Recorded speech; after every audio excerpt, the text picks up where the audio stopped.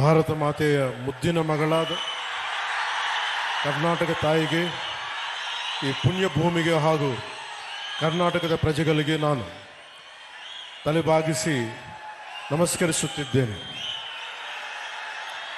ಗೌರವಾನ್ವಿತ ವರಿಷ್ಠಾದ ಮಾಜಿ ಮುಖ್ಯ ನ್ಯಾಯಮೂರ್ತಿಗಳು ಮತ್ತು ಭಾರತದ ಸುಪ್ರೀಂ ಕೋರ್ಟ್ನ ಮಾಜಿ ನ್ಯಾಯಮೂರ್ತಿಗಳು ಶ್ರೀ ಜಸ್ಟಿಸ್ ವಿ ಗೋಪಾಲ್ ಗೌಡ ಅವರು, ನಮಸ್ಕಾರ.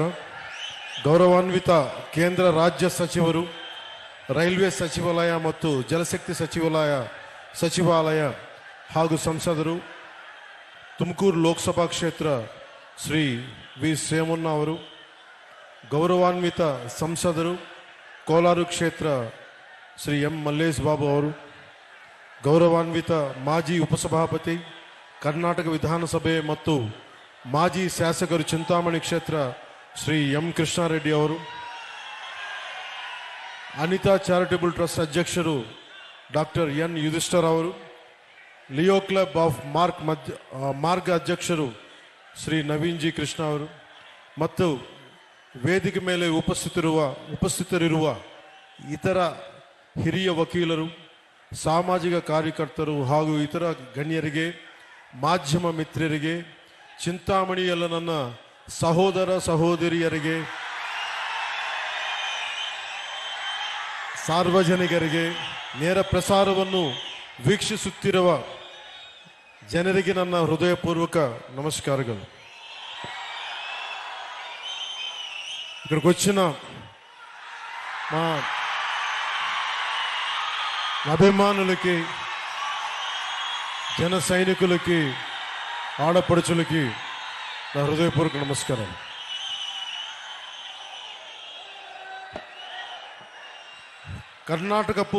ಕರ್ನಾಟಕವು ಅದ್ಭುತ ಪರಂಪರೆ, ಸಂಸ್ಕೃತಿ ಮತ್ತು ಹಲವು ಪ್ರತಿಭೆಗಳಿರುವ ನಾಡು. ಜಗತ್ತಿಗೆ ಅವರ ಇಂಜಿನಿಯರಿಂಗ್ ತೇಜಸ್ಸು ಮತ್ತು ದೃಷ್ಟಿಕೋನದಿಂದ ಭಾರತದ ಮೂಲ ಸೌಕರ್ಯವನ್ನು ಬದಲಿಸಿದ ಭಾರತ ರತ್ನ ಮೋಕ್ಷಗುಂಡಂ ವಿಶ್ವೇಶ್ವರಯ್ಯಂತಹ ಮತ್ತು ಅವರ ರಚನೆಗಳ ಮೂಲಕ ಮಾನವೀಯತೆ, ಸಮಾನತೆ ಮತ್ತು ಸಾಮಾಜಿಕ ನ್ಯಾಯದಂತಹ ಮೌಲ್ಯಗಳನ್ನು ತಲೆಮಾರುಗಳಿಗೆ ಪ್ರೇರಣೆ ಕೊಟ್ಟಿರುವ ಪ್ರಸಿದ್ಧ ಕವಿಗಳಾದ ರಾಷ್ಟ್ರಕವಿ ಕುಪ್ಪಳಿ ವೆಂಕಟಪ್ಪ ಪುಟ್ಟಪ್ಪ ಕುವೆಂಪು ಅವರಂತಹ ಮಹನೀಯರನ್ನು ಕೊಟ್ಟಿರುವ ನಾಡು. ಕರ್ನಾಟಕದ ಜನರು ಯಾವಾಗಲೂ ತಮ್ಮ ಶ್ರಮ, ಸೃಜನಶೀಲತೆ ಮತ್ತು ಪ್ರಗತಿಯ ಕಡೆಗೆ ಪ್ರತಿಬದ್ಧ ಇರುವವರು. ಈ ಮಹಾನ್ ಭೂಮಿಯ ಮಗನಾದ ಜಸ್ಟಿಸ್ ಗೋಪಾಲ್ ಗೌಡ ಗೌಡರನ್ನು ಸಂಭ್ರಮಿಸುವುದು ಒಂದು ಗೌರವವಾದ ವಿಷಯ. ಅವರ ಜೀವನ ಮತ್ತು ಕಾರ್ಯ ಕರ್ನಾಟಕವು ನೂರಾರು ವರ್ಷಗಳಿಂದ ಪಾಲಿಸಿರುವ ನಿಷ್ಠೆ ಮತ್ತು ಸೇವೆಯ ಮೌಲ್ಯಗಳನ್ನು ಪ್ರತಿಬಿಂಬಿಸುತ್ತವೆ. ಗೌರವಾನ್ವಿತ ಜಸ್ಟಿಸ್ ವಿ ಗೋಪಾಲ್ ಗೌಡ ಅವರು 75ನೇ ಜನ್ಮದಿನ ಆಚರಣೆಯ ಈ ವಿಶೇಷ ಸಮಾರಂಭದ ಭಾಗವಾಗಿರುವುದು ನನಗೆ ಅಪಾರ ಸಂತೋಷ ಮತ್ತು ಗೌರವವಾದ ಭಾವನೆಯನ್ನು ನೀಡುತ್ತದೆ. ಅವರು ಭಾರತೀಯ ನ್ಯಾಯ ವ್ಯವಸ್ಥೆಯಲ್ಲಿ ಬಹು ಗೌರವನೀಯ ವ್ಯಕ್ತಿತ್ವಗಳಲ್ಲಿ ಒಬ್ಬರು.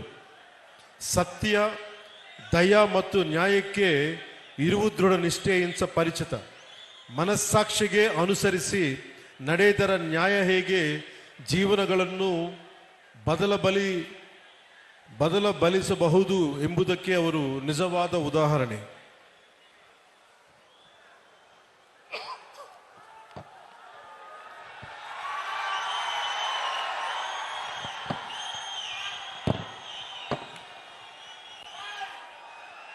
ఒక వ్యక్తి తన జీవితాన్ని ఎలా జీవించాలి, పదవిలో ఉన్నప్పుడు తన శక్తిని ఎవరి కోసం ఉపయోగించాలి, పదవి దిగాక కూడా తన గళం ఎవరి కోసం వినిపించాలన్న ప్రశ్నకు సమాధానం మన కళ్ళ ముందే నిలబడిన ఒక వ్యక్తి రూపంలో ఉంది.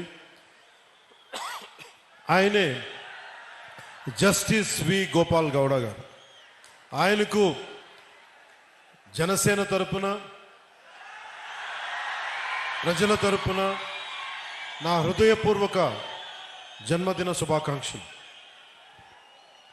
జస్టిస్ గోపాల్ గౌడ గారు కేవలం న్యాయమూర్తే కాదు, ఆయన కర్ణాటకలోని చిక్బళ్ళాపూర్ జిల్లా పీడూరు అనే గ్రామంలో పుట్టిన ఒక రైతు బిడ్డ. మణ్ వాసన అంటాం తమిళ్లో, మట్టి వాసన, కష్టం విలువ తెలిసిన నేపథ్యమే ఆయన లేబర్ ప్రో పూర్ న్యాయమూర్తిగా మార్చింది. ఆయన డిగ్రీ అయినాక 75లో న్యాయవాదిగా నమోదయ్యారు. కానీ కోర్టుల్లో వారు అడుగుపెట్టింది కేవలం ఫీజుల కోసం కాదు, సగటు ప్రజల కోసం న్యాయం జరగాలన్న తపన. బెంగళూరు మహానగర పాలిక స్టాండింగ్ కౌన్సిల్గా పనిచేసిన, లా కాలేజీల్లో ప్రొఫెసర్గా పాఠాలు చెప్పిన ఆయన దృష్టి ఎప్పుడూ కార్మికుల కర్షకుల సమస్యలపైనే ఉండేది. న్యాయ చరిత్రలో మైలురాళ్ళు జస్టిస్ గోపాల్ గౌడ గారు న్యాయపీఠంపై కూర్చున్నప్పుడు అది ధర్మాసనమైంది. ఆయన తీర్పులు చాలా ధైర్యంగా నిక్కచ్చిగా ఉంటాయి. ఉదాహరణకి ఒక చిన్న ఉదాహరణకి వైద్య నిర్లక్ష్యంపై దేశంలోనే అతిపెద్ద నష్టపరిహారం డాక్టర్ కునాల్ సాహా కేసులో ఆయన ఇచ్చిన తీర్పును మర్చిపోలేం. డాక్టర్ల నిర్లక్ష్యం వల్ల మరణించిన ఒక భార్యకు న్యాయం చేస్తూ 6,08,00,000 నష్టపరిహారం ఇప్పించిన మహానుభావులకు జడ్జిగా. నష్టపరిహారం అంటే జస్ట్, ఫెయిర్ అండ్ రీజనబుల్, సమంజసంగా న్యాయంగా ఉండాలి. ఒక మనిషి ప్రాణం కోల్పోతే దానికి సరైన విలువ కట్టాలని దేశానికే ఆయన తీర్పు ద్వారా చాటి చెప్పారు.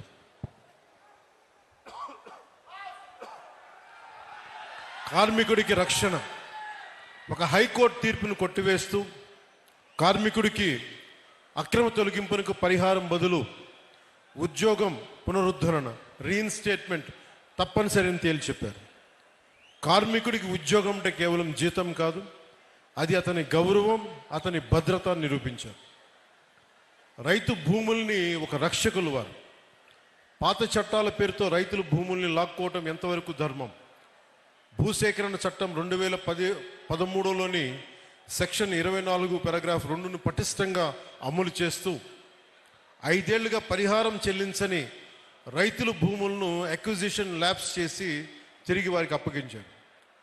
రైట్ టు లైఫ్ అంటే జీవించే హక్కు అంటే జీవనోపాధి అని, రైట్ టు లైవ్లీహుడ్ అని ప్రభుత్వాలకి చాలా సున్నితంగా హెచ్చరించారు. అలాగే నాకు ప్రత్యేకించి జనసేన సిద్ధాంతాలకి ఆయన చాలా బలమైన సపోర్టర్, బలమైన మద్దతుదారు. జస్టిస్ గోపాల్ గౌడ గారు అంటే కేవలం రిటైర్డ్ సుప్రీంకోర్టు జడ్జి కాదు, ఆయన నేటికి ఏ పాలకుల్లో ఏ తప్పులు ఉన్నా కానీ రాజ్యాంగ ఉల్లంఘనలపై నిర్భయంగా గళమెత్తుతున్న ఒక నిత్య పోరాట యోధులు. ఆయన జనసేన సిద్ధాంతాలను, విలువలను ఎంతో గౌరవిస్తారు. అందుకే చాలా పరిస్థితుల్లో మేము చేసిన పోరాటంలో ఆయన పాలు పంచుకున్నారు. భూసేకరణ చట్టంపై కావచ్చు, నల్లమల యురేనియం తవ్వకాలు కావచ్చు, అలాంటి సమావేశాలు ఆయన ఇచ్చిన దిశానిర్దేశం మా పోరాటానికి బలం. ఇటీవల గత ప్రభుత్వాలు ఉన్నప్పుడు రాజధానుల ఆలోచనపై న్యాయపరమైన అంశాలను చాలా నిర్మోహమాటంగా నిక్కచ్చిగా చెప్పారు. ఆయన ధైర్యం, ఆయన నిబద్ధత, ఆయన విలువలతో కూడిన రాజకీయం, ఇవన్నీ జనసేన లక్ష్యాలు. యువ న్యాయవాదులకు, ప్రజానాయకత్వానికి, రాజ్యాంగాన్ని కాపాడాల్సిన అవసరాన్ని ఆయన నిరంతరం గుర్తు చేస్తారు.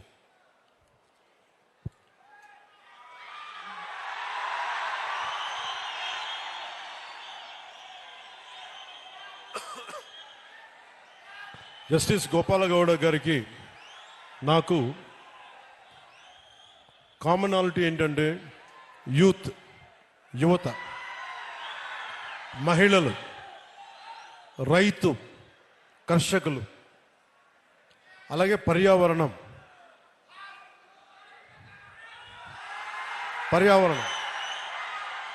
ఇవన్నీ మేమిద్దరం మాట్లాడుకున్నప్పుడల్లా ఆయన రెగ్యులర్గా, నేను ఉప ముఖ్యమంత్రి అయిన తర్వాత కూడా నాకు ఫోన్ చేసి ఆయన శుభాశీస్సులు తెలిపారు, శుభాకాంక్షలు తెలియజేశారు. ఇలాంటి మహానుభావుల పరిచయం, ఇలాంటి మహోన్నతమైన వ్యక్తుల పరిచయం జనసేనకి చాలా అండ. నాకేం అవసరం లేదు. మన భవిష్యత్తు కోసం, మన బిడ్డల భవిష్యత్తు కోసం, మీ తరాల భవిష్యత్తు కోసం. సినిమాల్లో పీక్ సక్సెస్లో ఉన్నప్పుడు, ఖుషీ తర్వాత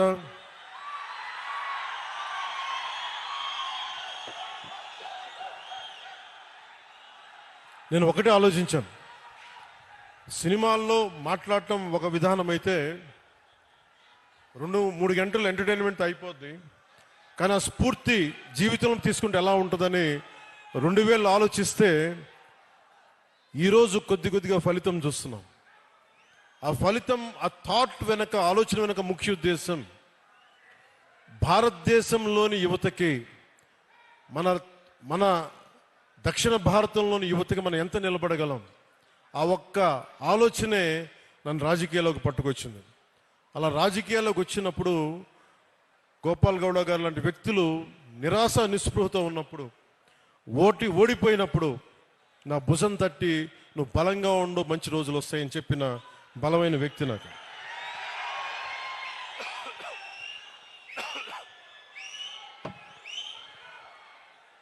ఇది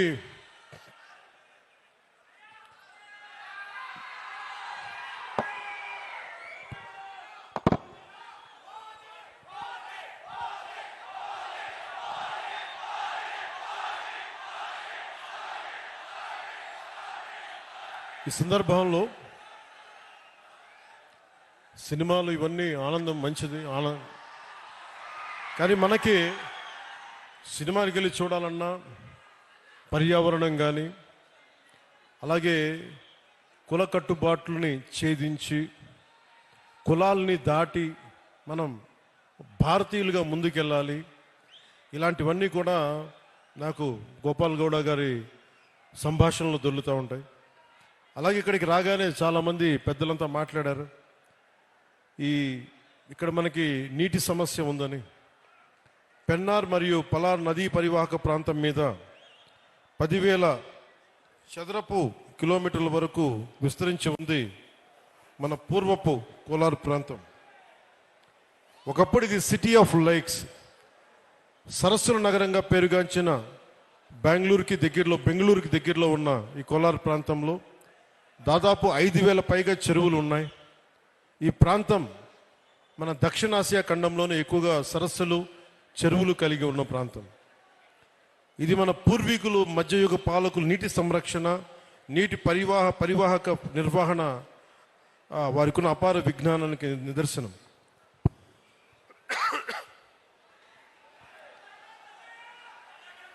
అలాగే ఇది మన జిల్లాలన్నీ కూడా ల్యాండ్ లాక్ రీజియన్స్ కాబట్టి నీటిని అందించడం మీద ఎలాంటి చర్యలు చేపట్టాలి అనేది చాలా బలంగా మాట్లాడారు అందరూ. దానికి సంబంధించిన ఇన్ఫర్మేషన్ కూడా ఇచ్చారు. అలాగే కోలార్, చిక్బళ్ళాపూర్ జిల్లాలు బెంగళూరుకు ఆహారాన్ని అందించే అక్షయ పాత్ర ఈ రోజున నీటి ఎద్దడితో ఇబ్బంది పడుతూ ఉన్నారు. దీనికి సంబంధించి సోదర భావంతో మీ సమస్యని పరిష్కరించడం కోసం ఒక ప్రయత్నం చేస్తారని మీకు తెలియజేసుకుంటా ఉన్నాను.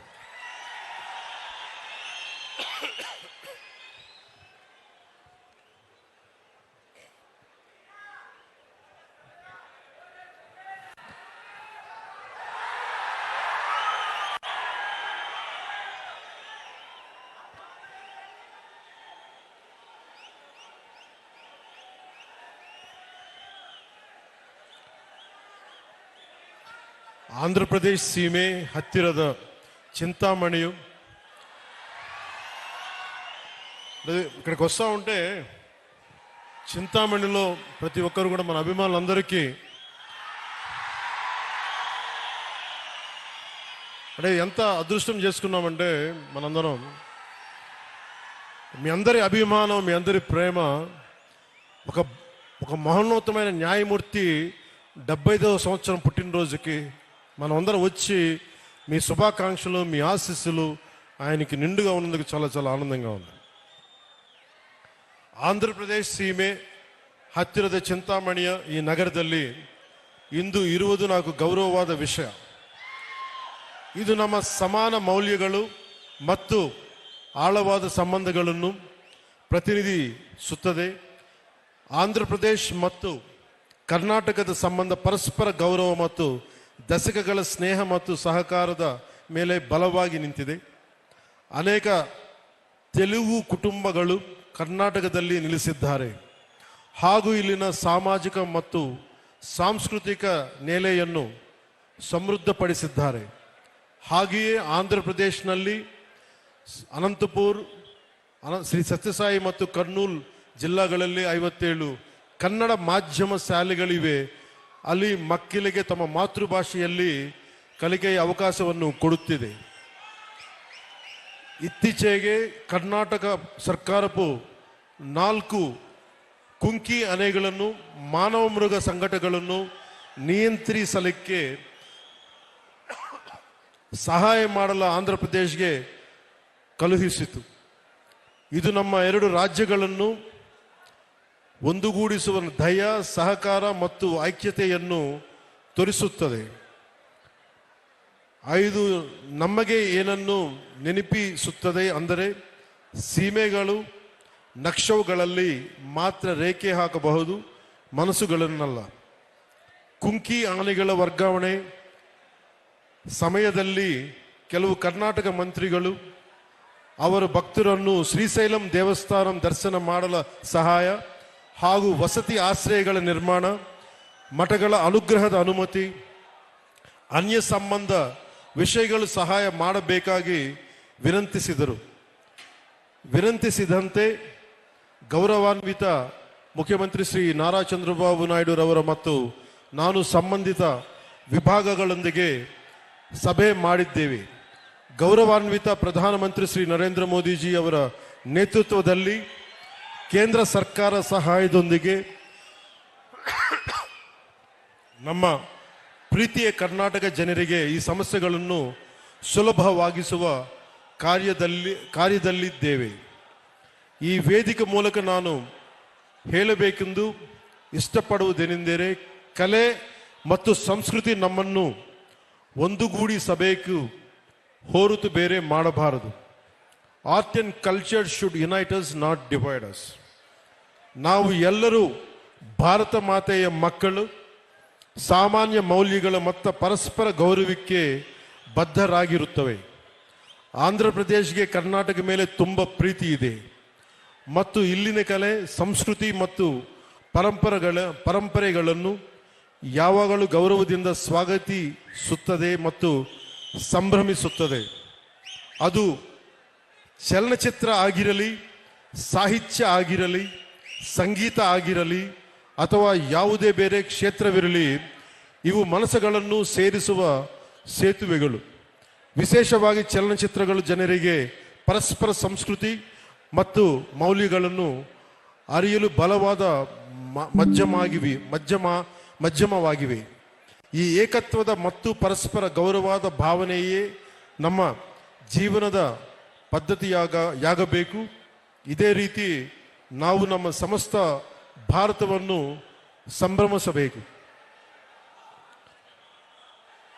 ಜಸ್ಟಿಸ್ ಗೋಪಾಲಗೌಡ ಅವರಿಗೆ 75ನೇ ಜನ್ಮದಿನದ ಹೃದಯಪೂರ್ವಕ ಶುಭಾಶಯಗಳು.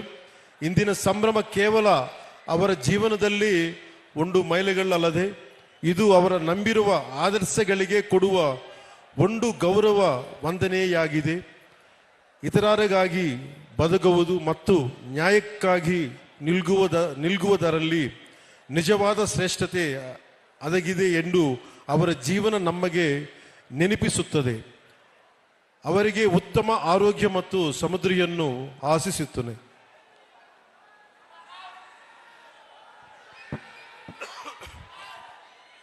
జస్టిస్ గోపాలగౌడ గారు 75వ వసంతంలోకి అడుగు పడుతున్నారు.